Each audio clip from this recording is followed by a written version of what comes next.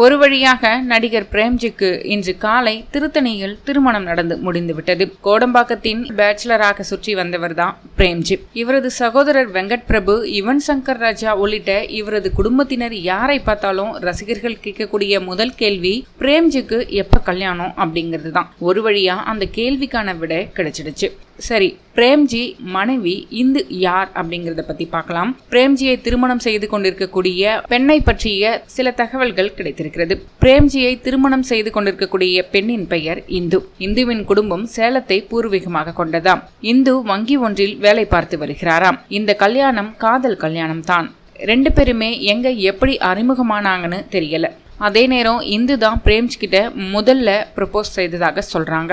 கொஞ்ச நாள் காதலிச்சவங்க பிறகு வீட்டுல விஷயத்த சொல்ல 2 வீட்டாருமே பேசி நல்ல ஒரு முடிவை எடுத்திருக்காங்க. திருமணத்தை திருத்தணியில் வைத்துக் கொள்ள ஆசைப்பட்டதும் இந்து தானாம். அவரது விருப்பப்படியே செய்ய பிரேம்ஜி வீட்டாரும் சம்மதம் தெரிவிக்கவே இன்று காலை திருத்தணியில் திருமணம் நடந்து முடிந்துவிட்டது.